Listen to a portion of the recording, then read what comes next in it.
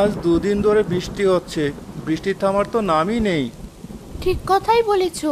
এখন আর এই ঝুম বৃষ্টির মধ্যে বাইরে বেরিয়ে কাজ নেই, ঘরেই থাকো।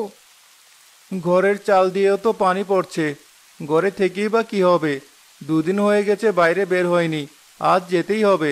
দেখতে হবে মাঠের কি অবস্থা, কোনো ফসল এখনো ঠিকঠাক আছে কিনা, ধান ক্ষেতগুলো ভালো আছে কিনা দেখতে হবে। সাবধানে যেও, আর তাড়াতাড়ি বাড়ি ফিরে এসো। আকাশের অবস্থা ভালো না, বিদ্যুৎও চমকাচ্ছে। আচ্ছা ঠিক আছে, তুমিও বাড়িতে মেয়েকে সাবধানে রেখো। ওকে একদমই বাইরে বেরোতে দিও না।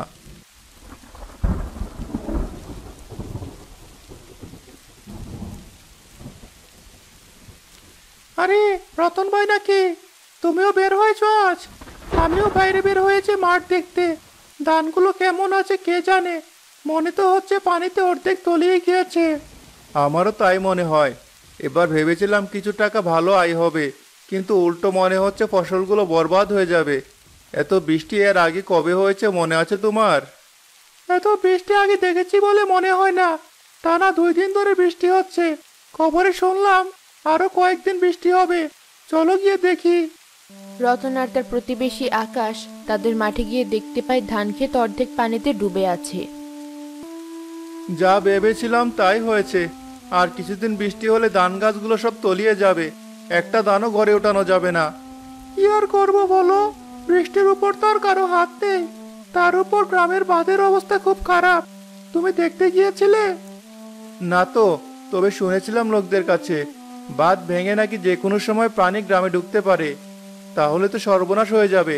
আমাদের নিচু মাঠগুলো যেমন ডুবে যাবে, তেমনি বাড়িঘরও ডুবে যেতে পারে। কি করি বলতো? চলো সবাই মিলে আজকেও বৃষ্টি না থামলে কাল আমাদের গ্রামের চেয়ারম্যানের সাথে দেখা করে আসি। চেয়ারম্যান যদি বাঁধ মেরামত করে দেয়, তাহলে অন্ততপক্ষে গ্রামে পানি ঢুকবে না। আর বৃষ্টির পানি রোদ এলেই শুকিয়ে যাবে। ফসল কিছুটা হলেও রক্ষা পাবে। ঠিক আছে, তাই করা যাক। পরের দিনও তারা অপেক্ষা করে, কিন্তু বৃষ্টি থামে না। বৃষ্টি তো আজও থামলো না। গিন্নি, আমি গেলাম। গ্রামের সকলে চেয়ারম্যানের সাথে দেখা করে কথা বলতে যাব। ওই চেয়ারম্যান তো আবার নিজের স্বার্থবাদে কিছুই দেখে না, গ্রামের মানুষদের কথা চিন্তা করবে বলে মনে হয়। একবার কথা বলেই দেখি। আরে, কি ব্যাপার? সকাল সকালে বৃষ্টি মাথায় নিয়ে তোমরা সবাই আমার বাড়িতে কি মনে করে এসেছো? কিছু প্রয়োজন নাকি? চেয়ারম্যান সাহেব, আমরা তো আপনাকে এর আগে কয়েক বছর ধরেই বলছি আমাদের বাঁধটা মেরামত করে দিতে। তা না হলে গ্রামে পানি ঢুকবে।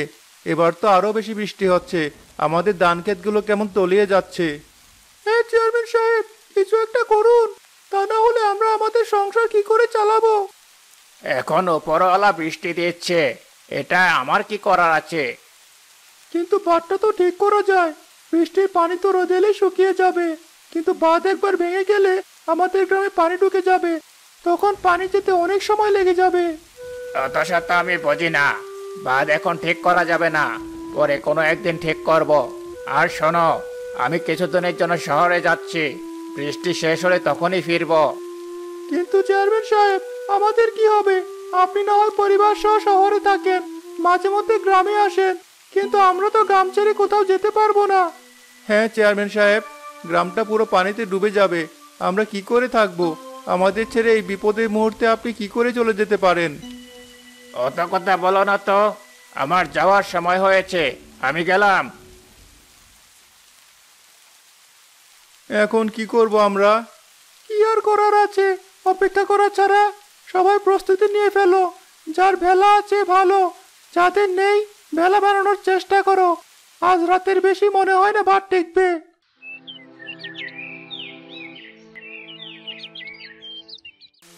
সেই রাতে বাঁধ ভেঙে যায় এবং পুরো গ্রাম পানিতে তলিয়ে যায়।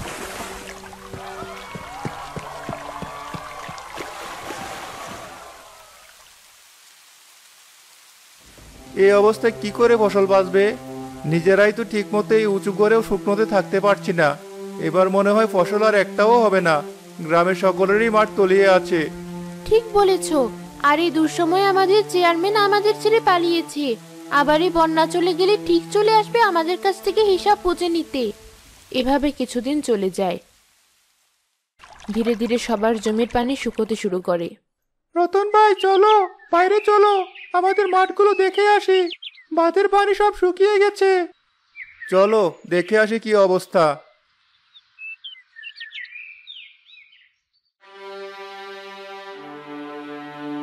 হাই হাই, মাঠের একই অবস্থা, একটা ধানও বেঁচে নেই, সবগুলো মারা গেছে।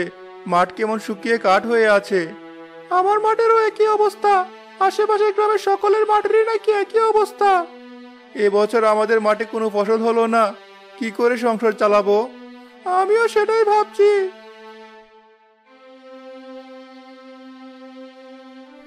আরে কি ব্যাপার, তোমরা সকাল সকাল মাঠে বেরিয়ে পড়েছো? মাঠের অবস্থা দেখলাম, পানি শুকিয়ে গেছে, এখন তো আর কোনো সমস্যা নেই। তা ঠিক বলেছেন চেয়ারম্যান সাহেব, কিন্তু যা সমস্যা হওয়ার তা তো হয়েই গেছে। আমাদের মাঠের একটা ফসল আর ভালো নেই, আমরা কি করে সংসার চালাবো বুঝতে পারছি না। এসব বলে কিন্তু কোনো উপায় হবে না। আমি তোমাদের মনে করিয়ে দিতে এসেছি যে মাস শেষ হতে আর বাকি নেই। আমার পাওনা টাকাগুলো যেন সবাই বুঝিয়ে দেয়। তোমরা গ্রামের বাকি লোকদেরও বলে দিও। কি বলছেন চেয়ারম্যান সাহেব? এই এত বড় একটা বিপদ আমাদের গ্রামের উপর দিয়ে গেল, তারপরে আপনি আমাদের কাছ থেকে পাওনা টাকার হিসাব চাইছেন? আমাদেরকে আরো কিছুদিন সময় দিন, দেখছেনই তো আমাদের ফসল সব নষ্ট হয়ে গেছে। তোমাদেরকে এত সময় দিতে পারবো না। ফসল নষ্ট হয়েছে এতে কি আমার কোনো হাত আছে? আমি গেলাম, শহরে অনেক কাজ বাকি। টাকা শোধ না হলে আঙ্গুল বাঁকা করে নিজের বকেয়া আদায় করব। দেখলে রতন ভাই, চেয়ারম্যান আমাদের সাথে কি ব্যবহার করছে। এখন কি করব? কি আর করার আছে, বাড়ি যাই, আমি দেখি কিছু একটা ব্যবস্থা হয় কিনা। তুমি গ্রামের বাকিদের বলে দিও, আমি রাস্তায় যাদের পাবো তাদেরকে জানিয়ে দেব এই নিষ্ঠুর চেয়ারম্যানের বকেয়ার কথা। চেয়ারম্যান নিশ্চয় এবার আমাদের এক চুলো ছাড় দিবে না। আমাদের সকলেরই জমি জমা তার কাছে কিছু না কিছু বন্ধক আছে, বাকি জমি জমাটুকু বন্ধক নেওয়ার চেষ্টা করবে এখন। কি ব্যাপার, মাঠের কি অবস্থা দেখলি? কোনো ফসল কি ঠিক আছে নাকি সব তছনছ হয়ে গেছে? এত ভয়ানক ঝড় বৃষ্টি আর বাঁধ ভেঙে যাওয়ার পানিতে কি ফসল ঠিক থাকে? সব ধান পচে নষ্ট হয়ে গেছে। চেয়ারম্যান এসেছিল শুনলাম, কি বলে গেল? কি আর বলবে, সে তার বকেয়া টাকার কথা বললো, যেন সময় মতো দিয়ে দেই। এই অসময়েও ছাড় দেবে না? এখন নিশ্চয়ই চেয়ারম্যান সকলের বাড়িঘরের কাগজগুলো নিজের আয়ত্ত করার চেষ্টা করবে। এজন্যই এমন অসময়েও টাকা পয়সার কথা মনে করিয়ে দিতে এলো। আমারও তাই মনে হয়। শুধু জমি যাওয়া নিয়ে চেয়ারম্যান ক্ষান্ত হবে না, এবার আমাদের বাড়িঘরগুলো বন্ধক দিতে হবে। উদ্যোগে দিন কাটতে থাকে গ্রামবাসীর।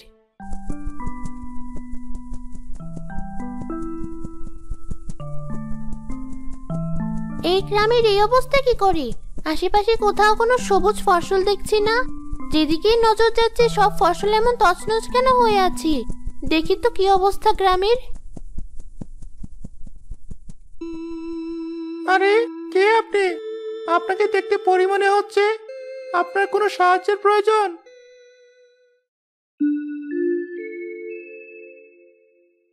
রতন ভাই, দেখুন কে এসেছে।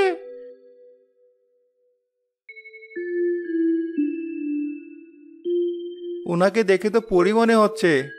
হ্যাঁ, আমি একজন পরী। তোমাদের গ্রামের উপর দিয়ে উড়ে যাচ্ছিলাম। গ্রামে কি হয়েছে?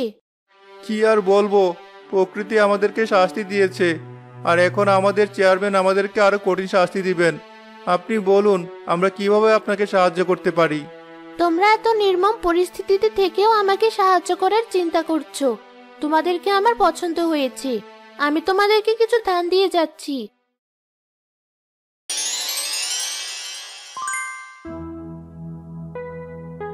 এই ধানগুলো তোমরা মাঠে ফেলে দেবে।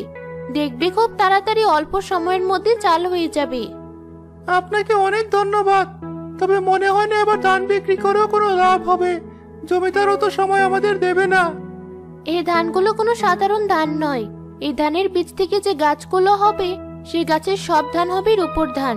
তোমরা সকলে মিলে সবার মাঠে রূপালী ধানের চাষ করবে, তাহলে তোমাদের আর কোনো সমস্যাই থাকবে না। আপনি সত্যি বলছেন পরী, আপনাকে অনেক ধন্যবাদ। আপনার এই উপকার আমরা সবসময় মনে রাখবো।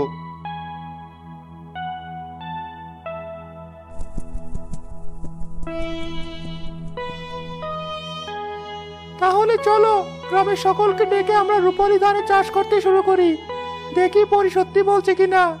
চলো তাই করা যাক। পুরো গ্রামের লোকজন মিলে পরীর দেওয়া রূপালী ধানের চাষ করতে থাকে।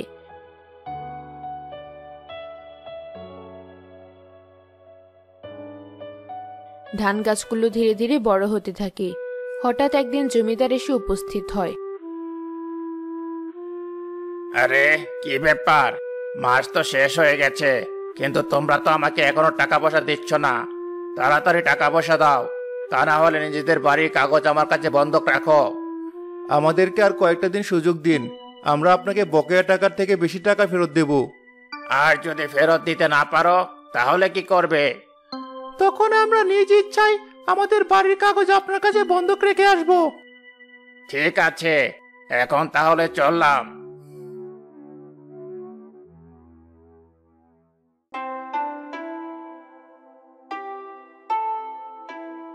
আরে কে আছো, বাইরে বেরিয়ে এসো। দেখো আমাদের ধানের মাঠে সত্যিই রূপালী ধান হতে শুরু করেছে।